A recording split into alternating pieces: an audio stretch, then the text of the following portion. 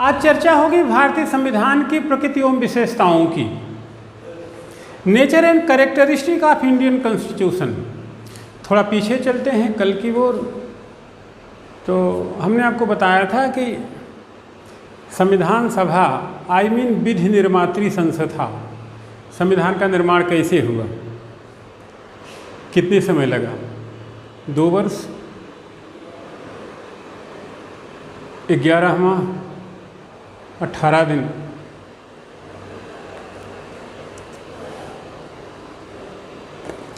और यह टाइम परिगणित हुआ 9 दिसंबर 1946 से 26 नवंबर 1949 के बीच। फिर संविधान सभा में कितने सदस्य चुने गए, मुस्लिम लीग के कौन कौन से थे, कितने थे, कांग्रेस के कितने थे, कुछ विवाद, कुछ द्वंद्व के साथ साथ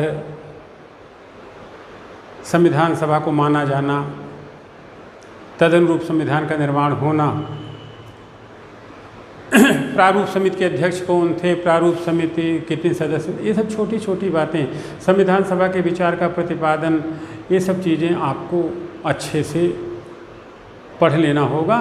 ये फैक्चुअल है, बहुत ज़्यादा दिक्कत नहीं है। नोट्स इस हफ्ते में आपके पास पहुंच जाएगी, उनसे आप देख लीजिए, यहाँ कोई दिक्कत नहीं है। अब इसके बाद संविधान के स्रोत, तो किसी भी संविधान के कुछ देशी विदेशी स्रोत होते हैं। इसी तरीके से भारतीय संविधान के कुछ पूर्वी और पश्चिमी स्रोत हैं। जब पूर्वी स्रोत की बात करेंगे तो आध्यात्मिक संदर्भों की बात करेंगे। गीता, कुरान, बाइबल, सारी गीता, कुरान, भारतीय चिंतनावृत्ति, संतनावृत्ति, भारत के मनीषी, भारत की परंपरा और संस्कृति,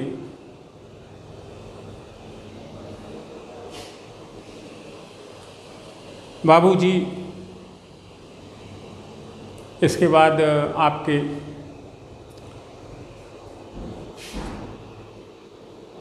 नेहरू जी, अंबेडकर जी, बाबा साहब गांधी, टैगोर इत्यादि जैसे मनुष्यों की भाव और भावनाएं भारतीय संविधान के पूर्वी स्रोत के रूप में काम कर रही थी। भारतीय संविधान अपनी दिशा दशा देश और विदेश के धर्मों से प्राप्त कर रहा था। तो better you can say these are the eastern resources of Indian constitution. पूर्वी स्रोत, आध्यात्मिक स्रोत, देशी स्रोत। इसी तरीके से कुछ विदेशी स्रोत थे। हमने कुछ आयरलैंड से लिया, कुछ अफ्रीका से लिया, कुछ अमेरिका से लिया, ऑस्ट्रेलिया से लिए, ऐसो है जान। इसी नाते कभी कभी कहा जाता है भारतीय संविधान उधार का थैला कहा जाता है। तो ये सब चीज़ें आप नोट से देख लीजिएगा, यहाँ कोई बड़ी क्रिटिकल बात नहीं है। तो कल जो हमने बात छोड़ी थी वो बात यह थी कि जब भारत का संविधान 2 वर्ष 11 माह 18 दिन बाद पूरी तरीके से बन गया, 26 नवंबर 1949 को, तो यह 2 महीने खिसकाया क्यों गया? दीगर बात है कि नागरिकता के अनुच्छेद, इसके बाद अनुच्छेद 60, 324, ये सब चीज़ें जो निर्वाचन वगैरह के मसले थे, राष्ट्रपति का शपथ का मसला था, ये सब चीज़ उसी दिन प्रभुत्व घोषित कर दिए गए थे। लेकिन पूर्णतः भारतीय संविधान 2 महीने बाद 26 जनवरी 1950 को पूर्णतः अंगीकृत, अधिनियमित और आत्मार्पित किया गया। इस 2 महीना आगे बढ़ाने की क्या कहानी है? कहानी बड़ी छोटी सी है लेकिन महत्वपूर्ण है। कहते हैं कि 31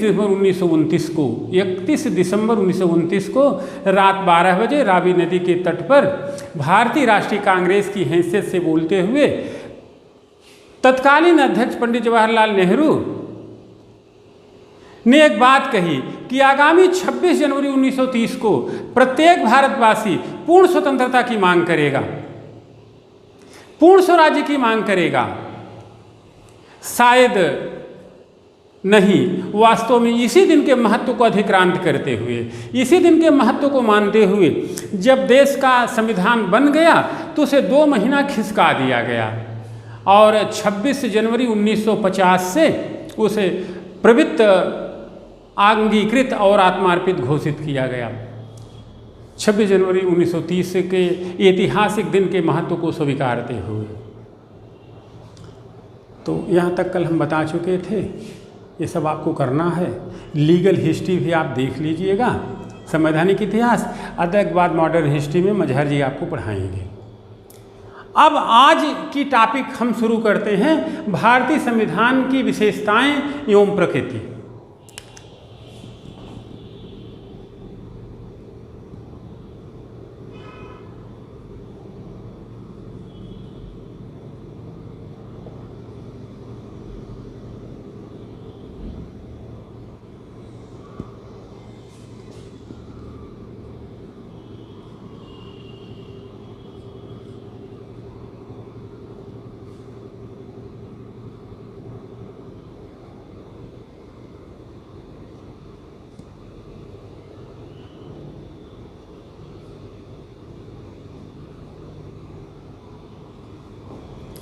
Characteristic and nature.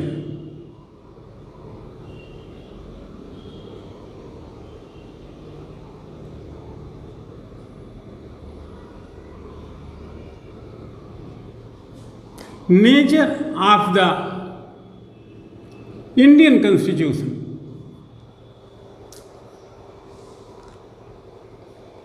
तो एक बात बताएं, ऐसे बहुत ढेर सारी बातें हैं, हमें जिस्ट में बातें जानना चाहिए। पहले खूब महत्तम प्रसार में, फिर छोटी छोटी बात। हम प्रकृति और विशेषता को कुछ शब्दों में, कुछ बातों में समेटते हैं। भारतीय संविधान की प्रकृति कल्याणकारी है, लोक सेवा, सामाजिक समानता के अवसर, आर्थिक और राजनीतिक न्याय इसकी अमूर्त विशेषता है। भारतीय संविधान की प्रकृति उदार है, भारतीय संविधान मध्यमार्गी है। भारतीय संविधान भारतीय गणराज्य में अधिवसित प्रत्येक व्यक्ति, संस्था, समूह, समाज, राज्य सबके लिए एकल दृष्टिकोण रखता है। वह किसी का पक्षकार नहीं है, वह किसी को लाभकारी स्थिति में नहीं डालने का उद्देश्य रखता है। बस इतनी सी बात। अब इतनी बातों का आप कितना भी विश्लेषण करें तो फिर हम एक एक करके चलते हैं। पहले हम देखते हैं भारतीय संविधान की विशेषताएं, कैरेक्टरिस्टिक। हम विशेषताएं बताते हैं ढेर सारी और फिर साइड बाय साइड हम उसको डिटेल भी करते रहेंगे। बाकी आप नोट से देख लीजिएगा, सुनते जाइए। पहली विशेषता भारतीय संविधान की, लोकप्रिय संप्रभुता पर आधारित संविधान। लोकप्रिय संप्रभुता पर आधारित संविधान।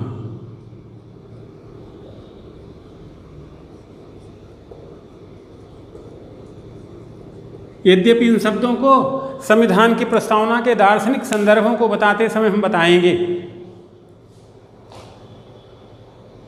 लोकप्रिय, हम लोकतांत्रिक व्यवस्था में रहते हैं, यहाँ पे लोक महत्वपूर्ण है, यहाँ पे जन महत्वपूर्ण है, यहाँ पे व्यक्ति महत्वपूर्ण है। यानी कि भारत का संविधान लोकप्रियता प्राप्त करता भारत की जनता से। यहाँ भारत की जनता संप्रभु है, उसने अपने संविधान को अधिनियमित, अंगीकृत, आत्मार्पित किया। भारत की जनता की लोकप्रियता पर आधारित यह संविधान कहता है कि अपने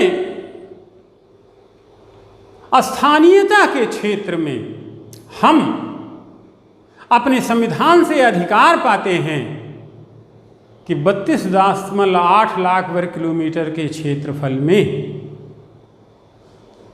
हमारे भाग्य का निर्णय करने वाले हमारे जनप्रतिनिधि जो हमारी संसद में बैठे हुए हैं, कुल के कुल 552 धन 250 अप्रत्यक्ष रूप से हमारी भावना को ग्रहण करते हुए हमारे पक्ष में निर्णय करेंगे, और वह निर्णय करते समय किसी भी देश और समाज के अधीन नहीं होगी। यही है संप्रभुता।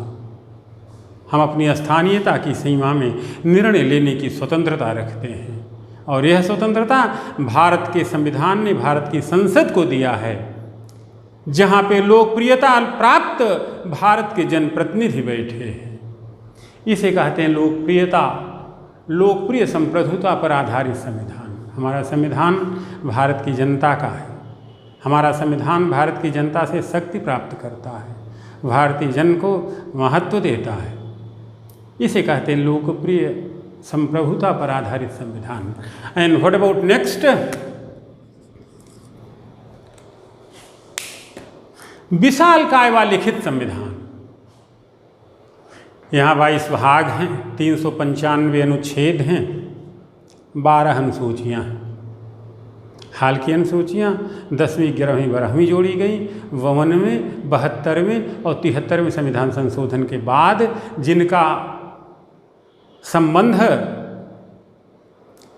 आपके दल बदल कानून से है और साथ साथ स्थानीय शासन या पंचायती राज व्यवस्था से, तो कुल मिला जुला करके हमारा संविधान विशाल है।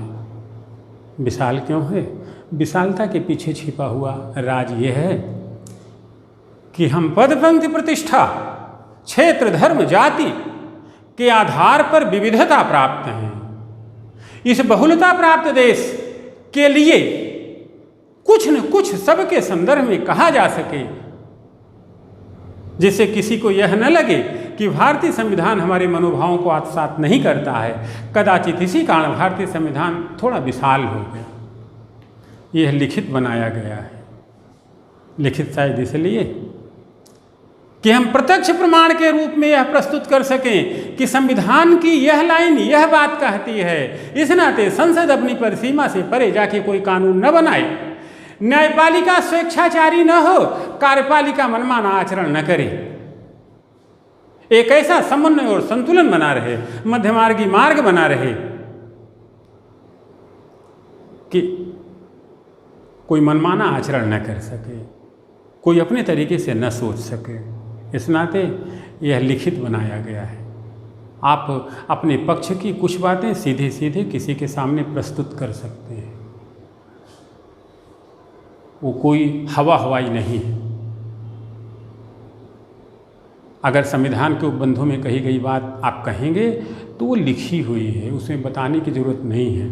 आप हवा में नहीं बोल रहे हैं, क्योंकि भारतीय संविधान के अमुक उपबंध का खंड 3 यह बात कहता है। एंड थर्ड पॉइंट, संपूर्ण प्रभुत्व संपन्न लोकतांत्रिक गणराज्य।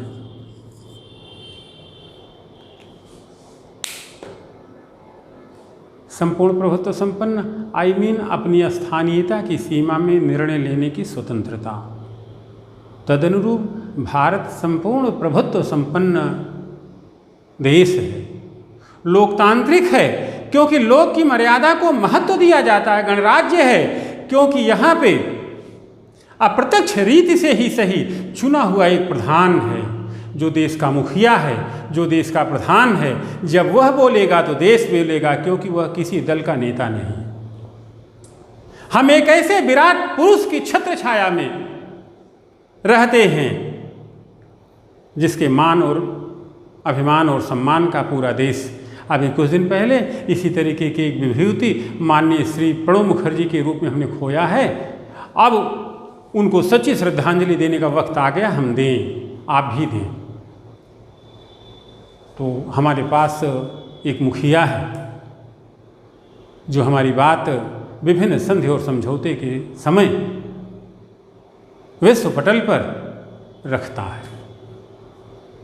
वो नेता नहीं किसी दल का, वो सबकी सुनने वाला है, वो सबका पक्ष लेता है। तो इसे कहेंगे लोकप्रिय संप्रभुता और लोकतांत्रिक गणराज्य। एंड नेक्स्ट पॉइंट, समाजवादी व धर्मनिरपेक्ष राज्य। हम समाजवादी हैं, हम समाज के ताने बाने की मजबूती पर यकीन रखते हैं।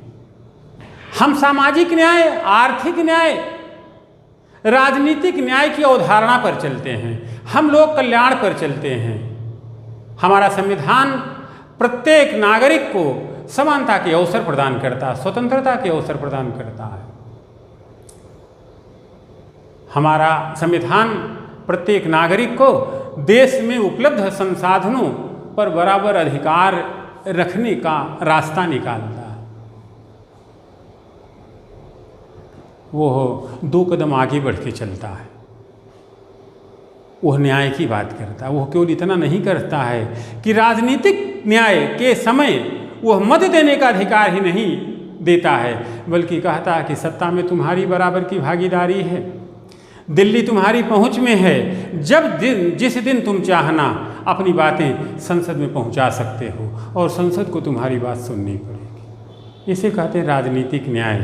सामाजिक न्याय की अवधारणा कुछ रिजर्वेशन, आरक्षण, सब्सिडी देने की बात नहीं करती है, बल्कि कहती है कि रोटी बेटी की रिश्ते शुरू हों, अस्पृश्यता मिटे, छुआछूत दूर हो, हम लोग आसपास बैठें। यह सामाजिक न्याय है। आर्थिक न्याय की अवधारणा प्रबंधकीय भागीदारी बताती है, न कि ये कहती है कुछ मौद्रिक वेतन ले लीजिए। इस तरीके से हमारा संविधान समाजवादी विचार पर अन्य देशों की तुलना में करोड़ों मील आगे है। हमारा समाजवादी दर्शन यह भी कहता है कि भेद तो होगा, किंतु भेद महसूस नहीं होने दिया जाएगा। इसी नाते हम इस समाजवादी दर्शन को मानते हैं, योग्यता एवं क्षमतानुरूप कार्य तदनुरूप पारिश्रमिक, यानी कि हम योग्यता को भी महत्व देते हैं। समाजवाद भी यही कहता है। तो दैट्स वाई हम समाजवादी हैं। आगे कहा जाता है हम पंथ निरपेक्ष हैं। पंथ निरपेक्ष, पंथ का अर्थ आप समझ लें, यद्यपि आपको टर्मिनोलॉजी में बताया जा चुका है। पंथ, सेक्ट, विचारधारा, इसको हम डिटेल में करते हैं। 135 करोड़ लोग अगर आपके यहाँ हैं तो सबके सब वह जो कोई भी हों अपने मन की बात कहने का अधिकार रखते हैं। जैसे धर्म से सामान्य तौर पर हमारे हिंदू मुसलमान लगा लेते हैं, और हुआ तो सिख, जैन, ईसाई लगा लेते हैं।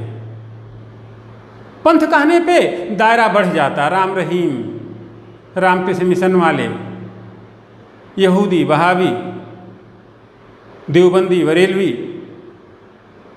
और आगे आप चलें तमाम डेरे वाले, दक्षिणपंथी, वामपंथी। हम तो यहाँ तक कहते हैं कि जो भी व्यक्ति है वह कोई भी हो, यदि कोई अपने विचार की अभिव्यक्ति जो सहज हो, सकारात्मक हो, सच हो, पवित्र हो, देश की एकता और अखंडता के विरुद्ध न हो, समाज में विद्वेष फैलाने वाला न हो, तो वह सारे विचार भारतीय संविधान मानता है। यानी कि भारतीय संविधान पंथ निरपेक्ष अपने आप को घोषित करके प्रत्येक व्यक्ति के मत और मतांतर का आदर करता है। यह 42वें संविधान संशोधन द्वारा 1976 में हमारे संविधान में जोड़ा गया। इसके पहले यह नहीं था। अभिप्राय यह नहीं था कि पहले हम समाजवादी और पंथ निरपेक्ष नहीं थे, पहले तो और ज़्यादा थे। बाकी डिटेल दर्शन में करेंगे। एंड व्हाट अबाउट नेक्स्ट, संसदात्मक लक्षणों सहित संघात्मक शासन।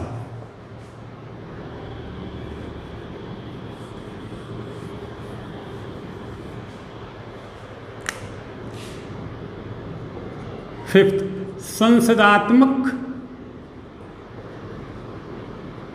लक्षणों सहित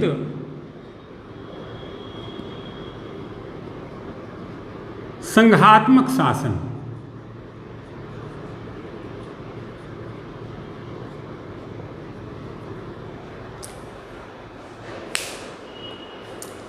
यहां से 2-3 बातें आ गई। संसदात्मक लक्षणों सहित संघात्मक शासन। देखिए, हमने लेक्चर का नाम रखा है कानून का शासन और सत्ता का पृथक्करण। ये चर्चाएं तो आगे आएंगी। आप कहोगे सर यहाँ से क्यों? इस नाते कि इसमें सब संविधान के दर्शन, संविधान के मौलिक संदर्भ, संविधान सब कुछ आ जाएगा। कान इधर से पकड़ो चाहे उधर से पकड़ो, बात एक ही है। एक बात और आपको स्पष्ट कर दें, हो सकता है आपका कोर्स 8 महीने 8 दिन में कंप्लीट ना हो, 9 महीना 9 दिन लगे, 10 महीना 10 दिन भी लग सकता है, 11 महीना 11 दिन, 12, 13, 14 भी लग सकता है। वो हमारा टेंशन, आप पढ़ते जाएं, टाइम थोड़ा भले लग जाए। हो सकता है आप 18 साल से 18 साल 4-6 महीना और बढ़ जाएं। हम आपको मजबूत बना के छोड़ना चाहते हैं, आपका सिलेक्शन होना चाहिए। आप हमारे संदर्भों की बात धीरे धीरे आप स्पष्ट ही हो रहे हो। हम भारत में आपके माध्यम से क्रांति लाना चाहते हैं। हिंदी माध्यम में प्रतिशत चयन दर बढ़े ही नहीं, आप टॉप भी करें तो वक्त लेके खूब आराम से खूब बढ़िया से पढ़ें। यह टेंशन आपका नहीं कि समय कितना लग रहा है। 8 महीना 8 दिन में यह कोर्स कंप्लीट नहीं होगा, टाइम लगेगा। आपसे फीस नहीं बढ़ाई जाएगी, आपसे पढ़ने के लिए कहा जाएगा। हाँ, ये ज़रूर कहा जाएगा कि अगर आपके संपर्क में अच्छे लड़के हों तो उन्हें जोड़ें, क्योंकि क्रांति लाने के लिए अच्छे उपकरण भी होने, अच्छे लोग भी होने चाहिए। यह भी कोई बाध्यकारी नहीं बल्कि नीति निर्देश टाइप का है, चाहिए के अर्थ में।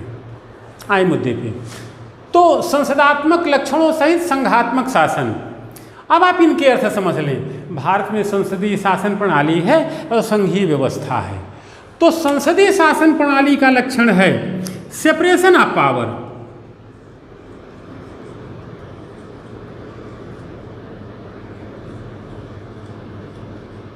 अब पावर किसमें सेपरेट होगी? लेजिस्लेटिव विधायिका, एग्जीक्यूटिव कार्यपालिका, जुडिशियरी न्यायपालिका। शक्तियां बटी होंगी, क्योंकि भारतीय संविधान का गुण केंद्रीकरण भी नहीं है। तेरा तुझको अर्पण क्या लागे मेरा। कार्य निष्पादन के समय शक्तियां पृथक्करित होंगी। भारतीय संविधान संसदीय शासन प्रणाली के तहत 3 अंगों की स्थापना करता है। बेहतरी के लिए 3 अंगों की मांग करता है। ये कानून बनाएंगे, ये काम करेंगे, न्याय देंगे। संसदीय सर्वोच्चता है, जहां पे संसद प्रधान है। Parliament is the first and foremost. यह उन कानूनों का निर्माण करेगी जो जनता के हितों के अनुकूल जाएंगे, उन कानूनों का विरोध करेगी जो जनता के हितों के प्रतिकूल जाएंगे। यह इनको आदेश दे सकती, कटौती कर सकती है। और व्हाट मोर, न्यायपीठ भी जब अपनी सीमा से परे जाएगी तो संसद संविधान में संशोधन करके अनुच्छेद 368 के अधीन न्यायपालिका पर भी अंकुश लगा सकती है। किंतु इसी क्रम में संसद भी असीमित अधिकार वाली नहीं है, क्योंकि यहाँ पे संवैधानिक सर्वोच्चता है। संसद भी यदि ऐसा कोई काम करता है, अपनी सीमा के अधिक में काम करता है, संविधान की मर्यादा का उल्लंघन करता है, तो ऐसे कानूनों को जुडिशरी नल एंड वाइड घोषित कर सकती है, उसे अधिकारातीत कर सकती है, उसे शून्य कर सकती है, उसे अवैध घोषित कर सकती है। एक मान्यता है कि यदि संसद कोई ऐसा कानून बनाए, कोई ऐसा संशोधन करे जो संविधान के मूल ढांचे पर प्रहार करती है। ध्यान रहे, ये सब हमारे मूल ढांचे हैं। न्यायपीठ द्वारा आज मूल ढांचे की बात आई तो एक और आप श्रद्धांजलि अर्पित करें माननीय केशवानंद भारती जी की, जिनकी आज मृत्यु हो गई है। मैं तो पहले समझता था कि केशवानंद भारती जी बड़े अक्खड़ टाइप के इंसान होंगे, झगड़ालू किस्म के, लेकिन आज तो पता लगो तो संत महात्मा थे। केरल की किसी शैव पीठ का, यानी कि शंकर भगवान को मानने वाली पीठ के किसी के अध्येता थे, पुजारी थे, मठाधीश थे, जो भी थे।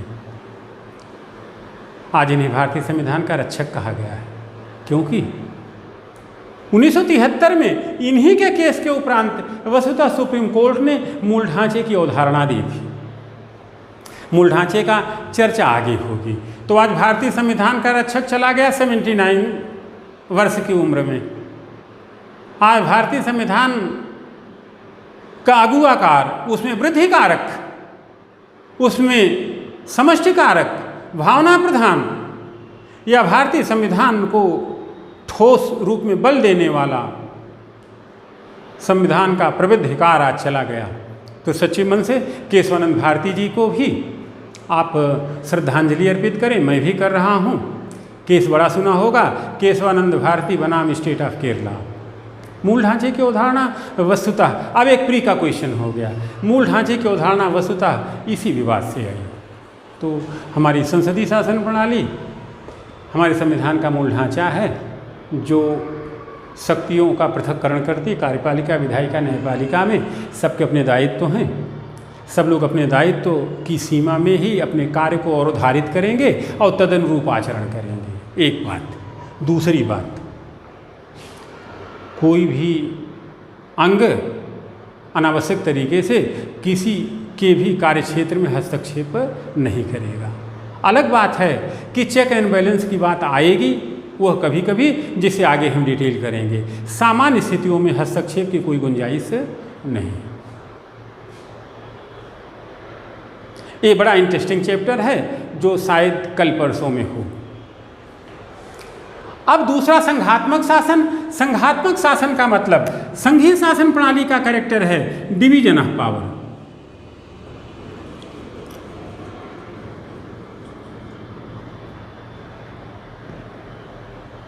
शक्तियां बटी होंगी किसमें? सेंटर और स्टेट में, भुवनेश्वर और दिल्ली में, चेन्नई और दिल्ली में, शिमला और दिल्ली में, चंडीगढ़ और दिल्ली में, लखनऊ, पटना, जो भी।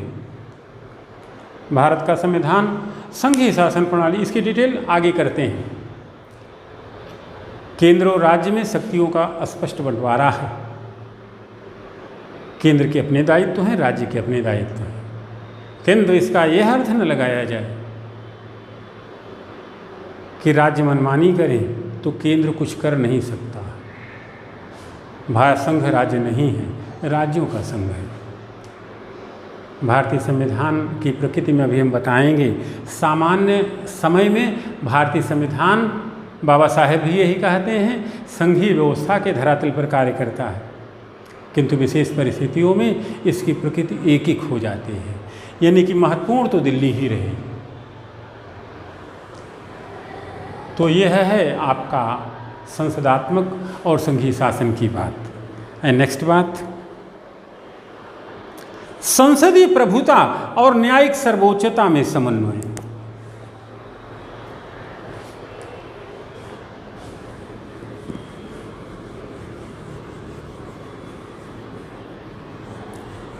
संसदीय प्रभुता और न्यायिक सर्वोच्चता में समन्वय।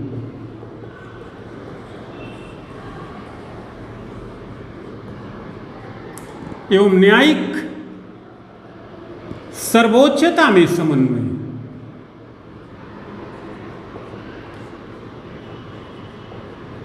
संसद प्रभु है किंतु न्यायपीठ कमतर नहीं।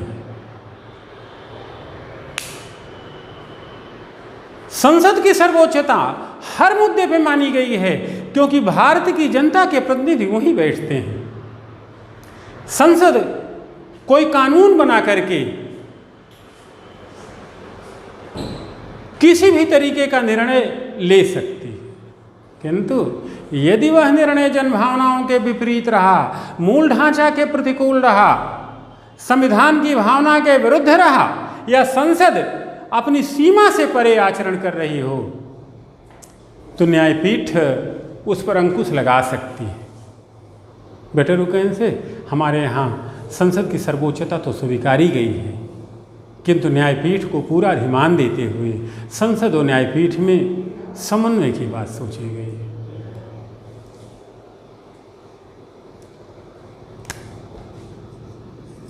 आठवीं बात, मूल अधिकार और मूल कर्तव्य।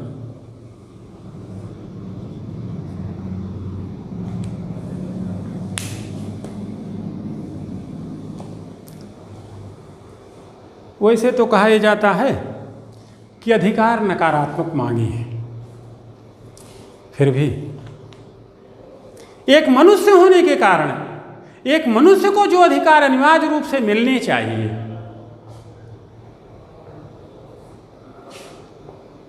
ताकि वो मर्यादा और गरिमापूर्ण जीवन जी सके। इसलिए भारतीय संविधान के भाग 3 में अनुच्छेद 12 से लेकर 35 के बीच में कुछ मूल अधिकारों की चर्चा की।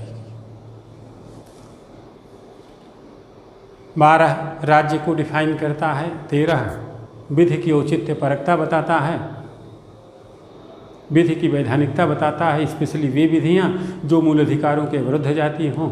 इसके बाद समानता, स्वतंत्रता इत्यादि के तमाम अधिकार हैं। अंततः संवैधानिक उपचारों का अधिकार भी हमें मिला हुआ है, ताकि हम मर्यादापूर्ण और गरिमापूर्ण जीवन जी सकें। ये अधिकार भारत गणराज्य के प्रत्येक व्यक्ति को मिला है। कतिपय और किंचित संदर्भों में यह विदेशियों को भी प्राप्त है। मूल अधिकारों की सामान्य परिभाषा है परिसीमित प्रशासन। परिसीमित प्रशासन का उद्देश्य है कि कुछ ऐसी व्यवस्था बनाना ताकि कार्यपालिका नागरिक अधिकारों को न्यून और क्षीण न कर पाए, या कोई अंग नागरिक अधिकारों पर ऐसा अंकुश न लगा पाए कि मनुष्य की मर्यादा को ठेस पहुँचे। इस नाते भारतीय संविधान में मूल अधिकारों की चर्चा की गई। हाँ, इसी समय नागरिकों को तमाम अधिकार दे करके नागरिकों को सशक्त ही नहीं किया गया है, बल्कि 42वें संविधान संशोधन के थ्रू स्वर्ण सिंह समिति की सिफारिश पर रूसी अवधारणा के रूप में मूल कर्तव्य लाया गया। आपसे अपेक्षा है कि यही 11 बात आप करिएगा। मूलतः 10 थी। अपेक्षाएं हैं मनुष्य से, मानव जाति से, देश के नागरिकों से कि ये आपके 11 कर्तव्य हैं। बिना इसको किए हुए देश के समुन्नत नागरिक कहने का दावा आप नहीं कर सकते। मूल कर्तव्यों की डिटेल चर्चा आगे हम करेंगे। एंड नेक्स्ट पॉइंट, राज्य के नीति निदेशक तत्व, directive principle of state policy. थोड़ी सी चर्चा। वस्तुतः ये राज्य के लिए मार्गदर्शन है। जो कहते हैं महोदय, राज्य रूपी संस्था से, अनुच्छेद 12 के राज्य से, वस्तुतः महोदय 36 से 51 में लिखी हुई बातों को प्राप्त करके ही आप यह दावा कर सकते हो कि हम राज्य हैं, क्योंकि हम लोक कल्याण का काम करते हैं। राज्य के नीतिशक तत्वों का शाब्दिक अभिप्राय है कि राज्य के कार्य करने की आंतरिक अभिप्रेरणा क्या हो। What is inner urges, what is inner fields of state. तो सीधा सा उत्तर है राज्य कल्याणकारी हो, राज्य पॉलिसी आना हो।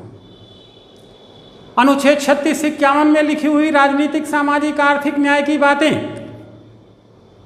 पंचायतों को अधिमान समान नागरिक संहिता,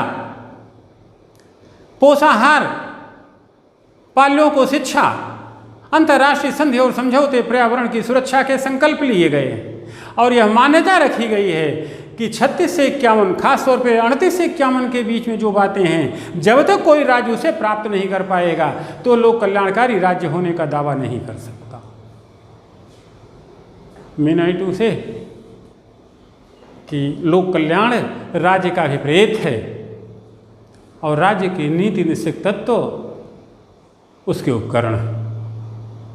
यह पाना राज्य की चुनौती है, यह पाना राज्य का संकल्प है, यह पाना राज्य का कर्तव्य है। अगर राज्य से नहीं पाता है तो फिर राज्य अपने पद से भटका हुआ माना जाए। सो बात है कि अपने 74 वर्षीय परिपक्व लोकतंत्र ने राज्य के नीति निदेशक सिद्धांतों को प्राप्त करने की दिशा में व्यापक प्रयत्न किए। चर्चाएं आगे होंगी जब टर्म आए, जब टाइम आएगा। इसके बाद आपका है एक राष्ट्र भाषा की व्यवस्था। इसका मतलब एक राष्ट्रभाषा क्यों रखी गई? भाषा का संबंध भाव और भावना से है। कहते हैं मनवा डोली डोली जाए, ये अपनी स्थानीयता के सही संदर्भ में लागू हो। हिंदी हमारी मातृभाषा है, वो जन जन की भाषा, वो तुलसी की भाषा है, इसे टैगोर का समर्थन है, जो विश्व कवि थे, विश्व गुरु थे। गांधी भी ऐसे चाहते थे। अगर भारत को विकास करना है तो एक राष्ट्रभाषा की अवधारणा पे काम तो करना ही होगा, जिससे प्रेम की भाषा एक होती है, वैसे राष्ट्र की भाषा एक होनी चाहिए, ताकि हम एकता के एक सूत्र में बंध सकें। भाषा की बात आई तो टैगोर ने गांधी जी के एक सुझाव दिया, बापू जल्दी करने की ज़रूरत नहीं है, नई पीढ़ी हिंदी का मर्म और महत्व सीख जाएगी, और जैसे जैसे वो सीखती जाएगी हिंदी बलवती होती जाएगी, परेशान होने की कोई ज़रूरत नहीं। तो खालिस बात यह है कि हमें जागरूकता, संवेदना, भाव और भावना पैदा करना है, जिससे नई पीढ़ी इसके महत्व को समझे।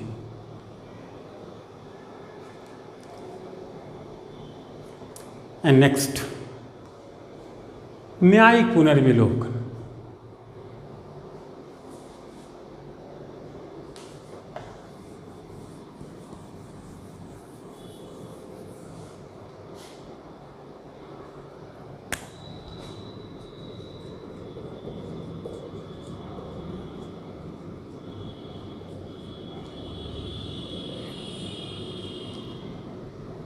जुडिशियल रिव्यू,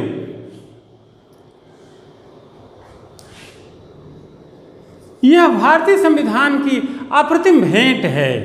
देशवासियों की इच्छा आकांक्षा न्याय के विचार के रूप को मूर्त रूप पाने का सर्वोत्तम प्रयास है। यह भारतीय संविधान की महत्तम अनुकरणीय विशेषता है। शाब्दिक अर्थ है अपने ही निर्णय की जांच परख, अपनी ही बात को फिर से, हमारी संसद या शासन प्रशासन के छोटे बड़े पदों पर बैठे हुए अधिकारी या सर्वाधिक रूप में सच बात हमारी न्यायपीठ यदि कोई निर्णय करती है और उसे थोड़ी देर बाद, 1 घंटे बाद, रात में या कुछ दिन बाद इस चीज़ का एहसास होता है कि दिया हुआ निर्णय जनहित में नहीं है, इसमें भविष्य के संकेत नहीं छिपे हुए हैं, तो अपने निर्णय का पुनर्मूल्यांकन कर सकती है, जांच परख कर सकती है।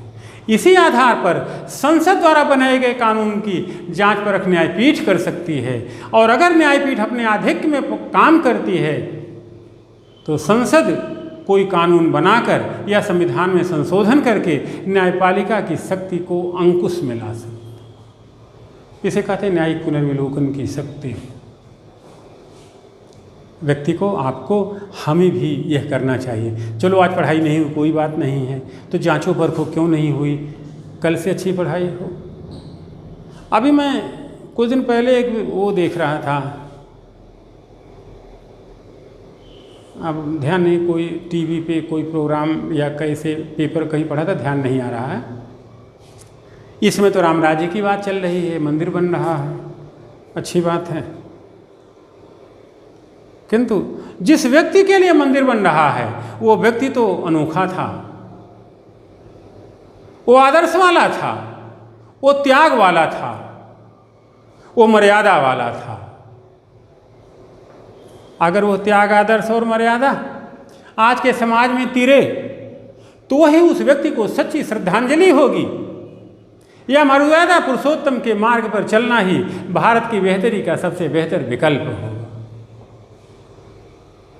तो वो था कुछ कि राम राज्याभिषेक की तैयारी हो रही थी, भरत व्यवस्थाकार थे, शत्रुघ्न अनुगामी थे, लक्ष्मण थके हुए थे, आराम कर रहे थे। तो व्यवस्था में चलते भरत तो महान भाई, जाके मर्यादा पुरुषोत्तम भैया जरा बताएं कि कोई व्यक्ति छूट उट तो नहीं रहा है, क्योंकि राज्याभिषेक में तो पड़ोसी राज इधर उधर मित्र उत्र बुलाए जाने चाहिए। तो राम ने कहा कि भाई 14 वर्ष तो इधर उधर भटकता रहा, कोई मित्र उत्र तो बना नहीं, आप किसको बुलाएं, मुझे तो कोई ऐसा मित्र नहीं है। भरत कहे कि जब नहीं है तो कोई बात नहीं। मर्यादा पुरुषोत्तम सोने लगे तो रात में एक बौखलाहट उठते हैं। सीता जी जंभित होती हैं कि इन्हें क्या हो गया, पूछती हैं कि भगवान हो क्या गया। करे कुछ नहीं, भरत हमसे पूछ रहा था कि मित्र उत्र है कोई, मैं तो बताना ही भूल गया, ये तो बड़ा पाप हो गया। दौड़े दौड़े बिना पत्नी को बताए हुए भाई के पास पहुंचते हैं, एक मित्र तो है। अगर आपको श्रृंगवेरपुर याद हो, गंगा का घाट प्रयागराज का संदर्भ है, निषाद राज के माध्यम से गंगा का पार करना, ये सब जीएस में ही पूछे जाएंगे। भगवान दौड़े दौड़े जाते हैं, कहते हैं कि एक मित्र तो था, उसे भरत बुलाओ जरूर।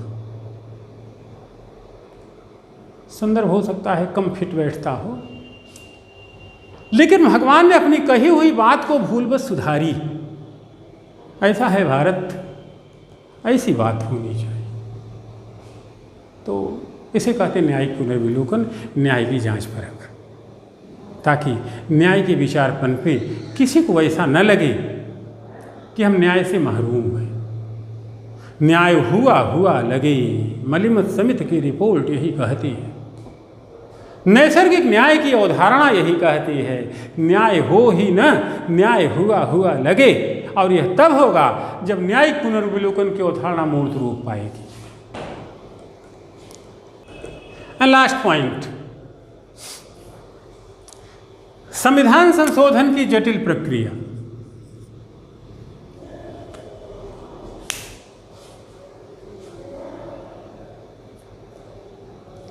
यानी कि संविधान में संशोधन मनमाने ढंग से नहीं होगा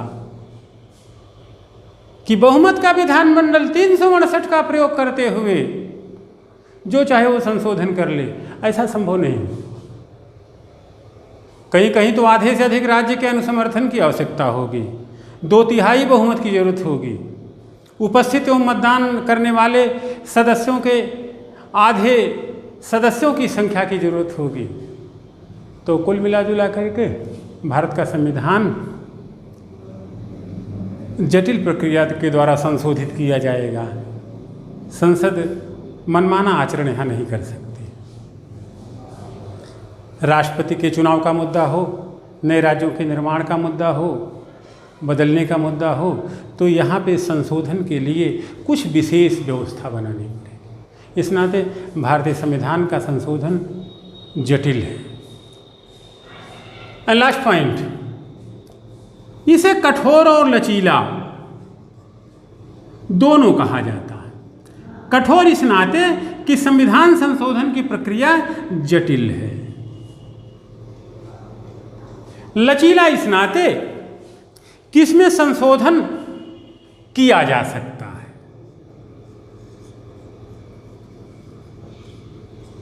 और दूसरा point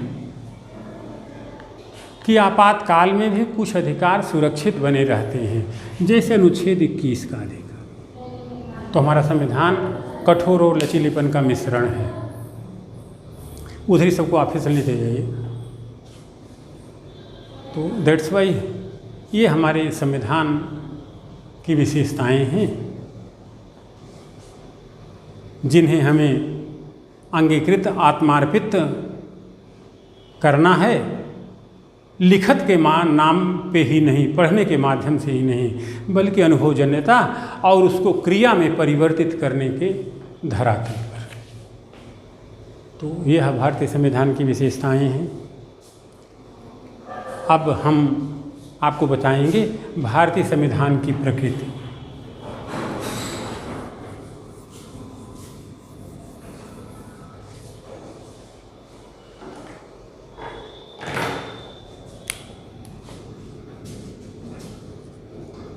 nature of the Indian constitution.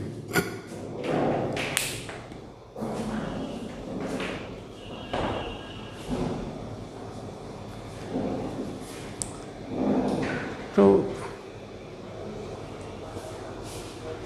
वस्तुतः अगर ऐसे कहा जाए, हालांकि हम बोल भी चुके हैं, यह उदार है, यह लोक कल्याणकारी है, यह संघी है, यह एकिक है, यह सबकी भावना का कदर करने वाला है, यह सबका है, सबके लिए है, यह किसी का पक्षकार नहीं है, यह किसी को लाभकारी स्थिति में पड़ने और डालने का उद्देश्य नहीं रखता। सामान्य तौर पर भारतीय संविधान की प्रकृति दो वर्गों में बांटी जाती है, एक एकात्मक और दूसरा संघात्मक, यूनिटेरी एंड फेडरल।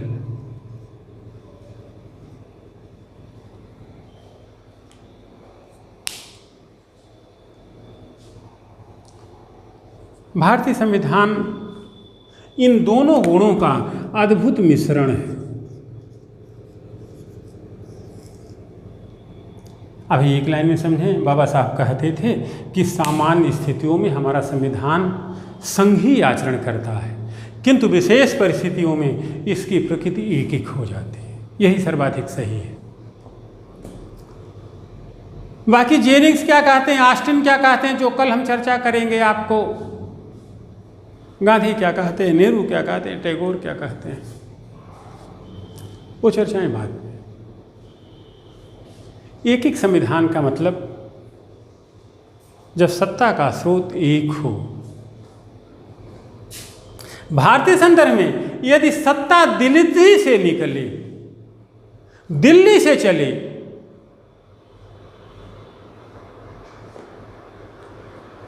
तो उसे कहा जाएगा एकात्मक संविधान। जैसे ब्रिटेन का संविधान, घाना का संविधान, चिली का संविधान, फ्रांस का संविधान, ये संविधान एकिक है, यूनिटरी है, सत्ता का एक केंद्र है। अब यहाँ से छोटा क्वेश्चन फ्री का, हालांकि प्री मेंस के इंटरव्यू क्वेश्चन निकाले जाएंगे कि अधोलिखित में से किस देश का संविधान यूनिटरी नहीं है, तो आप 3 कर दो, एक कोई और डाल दो। पढ़ने की रीति नीति कुछ भी, चिली आओ तो कुछ सीख लो, घाना आओ तो सीख लो। यहीं पे फ्रांस न करके आप बोलीविया कर दो, हो गया। अब 4 विकल्प हैं। बोलीविया, यहाँ पे तो संघीय एकिक संविधान है, यहाँ भी एक, बोलीविया में नहीं है। बोलीविया पे क्वेश्चन पूछा गया, मकर रेखा से ऊपर नीचे कहाँ कैसे है। यहाँ की राजधानी सेंटियागो है, यहाँ पे भूमध्य सागरीय जलवायु प्रदेश पाई। बढ़ते जाओ, कितना भी सीखो। तो ये है भारतीय संविधान का एकिक प्रकृति, एकिक नेचर, यूनिटरी नेचर। अभिप्राय यह है कि यहाँ पे सत्ता का एक केंद्र है और इनके जो मुख्य लक्षण हैं एकिक संविधान के, वो है यह है राज्यपालों की नियुक्ति में राष्ट्रपति का एकाधिकार। एकात्मक व्यवस्था में नंबर 1, राज्यपालों की नियुक्ति में राष्ट्रपति का एकाधिकार।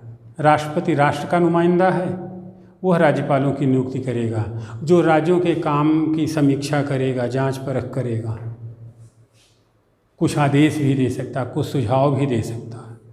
यानी कि राज्य मनमाना आचरण नहीं करेंगे, केंद्र का नुमाइंदा बैठा हुआ। इसे कहते हैं एकिक प्रवृत्ति। नेक्स्ट, इकाहरी नागरिकता एवं राष्ट्रभाषा। यह भी भारत के संविधान को एकिक बनाते हैं। इकाहरी राष्ट्रभाषा और नागरिकता। भारत में एक नागरिकता है, हम भारत के नागरिक हैं, एक राष्ट्रभाषा है। नेक्स्ट पॉइंट, आपातकालीन स्थिति में संसद को राज्य के विषयों में भी कानून बनाने का अधिकार। ऐसे कुछ अनुच्छेद होंगे, 249, 256, 257 और बाकी आपातकाल वाले अनुच्छेद तो हैं ही। 352 से लेकर 360 तक की चर्चा, आपातकालीन शक्तियाँ केंद्र के हाथ में होंगी। नेक्स्ट, नए राज्यों का निर्माण, उनकी सीमाओं में परिवर्तन, नामों में परिवर्तन, क्षेत्र में परिवर्तन, यह केंद्र का विशेषाधिकार होगा। यहाँ पे राज्य की कोई भूमिका नहीं होगी। ये हमारी संसदीय सर्वोच्चता है। इसको आगे हम डिटेल में बताएंगे। तो इस तरीके से यह संसद का एक अधिकार है। ये हमारी एकीक प्रवृत्ति को दर्शाता है। एंड लास्ट पॉइंट, आपातकाल के संदर्भ में राष्ट्रपति को राष्ट्रपति शासन लागू कराने का अधिकार जो संसद की मान और मर्यादा से होगी।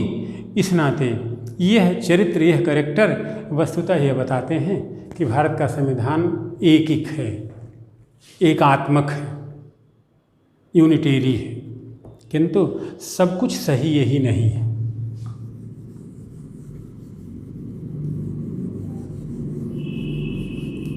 भारत का संविधान संघात्मक है। सही तो है कि एकात्मक और संघात्मक लक्षणों का अद्भुत मिश्रण है। अब देखिए, संघात्मक में कुछ चीज़ें आज आप समझ लें, बाकी संघात्मक व्यवस्था का लक्षण और आगे की ढेर सारी चर्चाएं कल हम करेंगे। परिसंघीय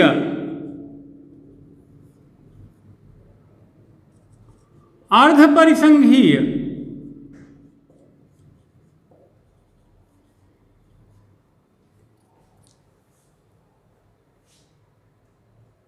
द्विस्वभावी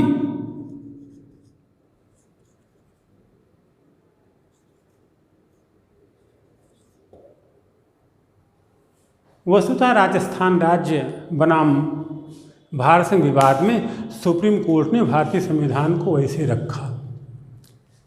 अब इनके मतलब समझ लें। अब ये एक नई चीज, सहकारी परिसंघवाद,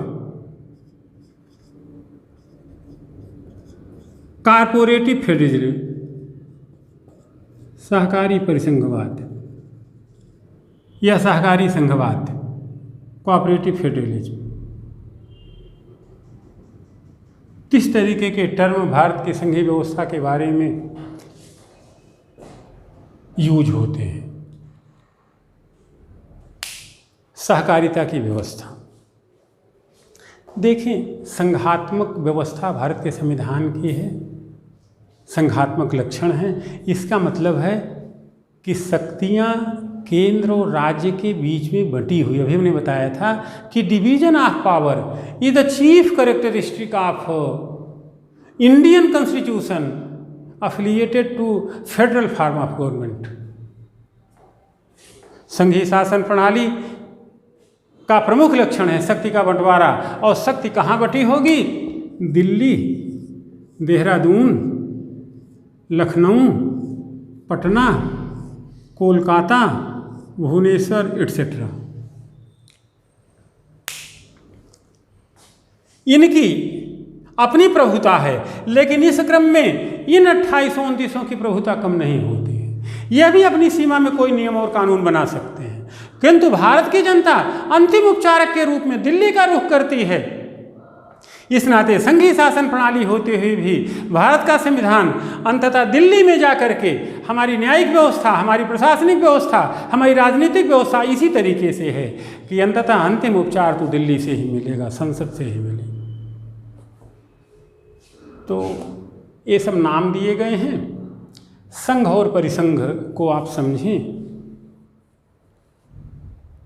कि ऐसे इसी क्रम में थोड़े थोड़े कमजोर होते गए हैं। बस संघ कहेंगे जब यूनिट आपस में जुड़े और लिखित संविधान के धरातल पे हों, विवाद स्वतंत्र न्यायपीठ करे, यूनिट मनचाहे ढंग से अलग न हो, तो उसे कहा जाएगा संघ। परिसंघीय व्यवस्था में यूनिट जुड़ सकती हैं और चाहे तो उद्देश्य प्राप्त होने के बाद अलग भी हो सकती हैं। इस नाते संघीय व्यवस्था के ये रूप हैं, विविध व्यक्तियों, निष्णात व्यक्तियों द्वारा कही बातें हैं। वस्तुतः भारत का संविधान संघ की बात करता है, राज्यों का संघ। तो यह क्रम से थोड़ी थोड़ी कमजोर अवधारणाएं हैं। द्विस्वभावी केंद्र और राज्य, सहकारी सब साथ चलें। आई मीन स्थानीय सत्ता का केंद्रीय सत्ता के साथ समायोजन, दोनों, केंद्र को भी महत्व और राज्य को भी महत्व। तो इस तरीके से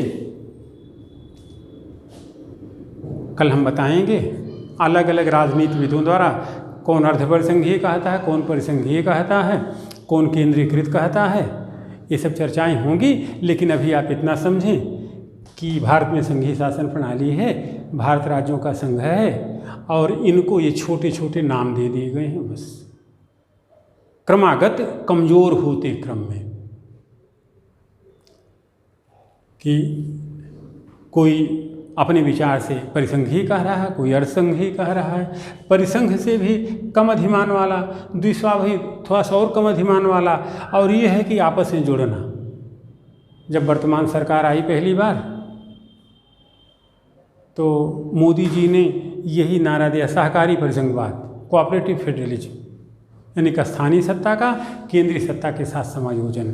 केंद्र तो बड़ा रहेगा, तो इसे कहेंगे सहकारी परिसंघवाद। इसी धरातल पे आगे हमको संघीय व्यवस्था को समझना है, और संघीय व्यवस्था के जो लक्षण हैं वो आप जान लें। इनके विवाद, विकास, द्वंद्व के मुद्दे कल डिस्कस होंगे। संघीय शासन प्रणाली के जो लक्षण हैं, नंबर 1, प्रांत और केंद्र के मध्य शक्ति का बंटवारा। नंबर 1, प्रांत और केंद्र के बीच शक्ति का बंटवारा। नंबर 2, संविधान की सर्वोपरिता। नंबर 3, लिखित संविधान। 4, संविधान संशोधन की जटिल प्रक्रिया। और 5, न्यायपालिका की स्वतंत्रता तथा कार्यपालिका पर उसका अधिकार। तो यह हमारे संघीय लक्षण हैं। अब इतने बेहतरीन संघीय लक्षण और संसदीय गुण के पश्चात भी कभी कभी केंद्र और राज्य में कुछ विवाद होते रहते। यहाँ भी बहुत कुछ बातें अहमन्यता के हैं, कुछ सिर्फ राजनेता के हैं, अन्यथा भारतीय संविधान हमको इतना दायरा और इतनी दृष्टि देता है कि विवाद न उपजे, फिर भी कभी कभी उपजते रहते हैं। तो इन गुणों के धरातल पर कल हम विवाद, द्वंद्व और विकास की बातें चर्चा करेंगे, तथा वह बातें बताएंगे जिसके धरातल पर जो संविधानेतर लक्षण हैं, जो संविधानेतर कार्यकरण हुए हैं, जिसके द्वारा हमारा केंद्र अतिरिक्त तरीके से मजबूत नजर आता है। यानी कि भारतीय संवैधानिक व्यवस्था के गैर संवैधानिक लक्षण जो केंद्र को थोड़ा मजबूत और बनाते हैं। ये चर्चाएं कल हम करेंगे, फिर चर्चाएं आगे बढ़ती रहेंगी। आप लग के काम करें, हम आपके साथ हैं। ढेर सारी शुभकामनाएं। कल फिर मिलेंगे, इसी चीज़ को आगे डिटेल करेंगे। तब तक के लिए धन्यवाद।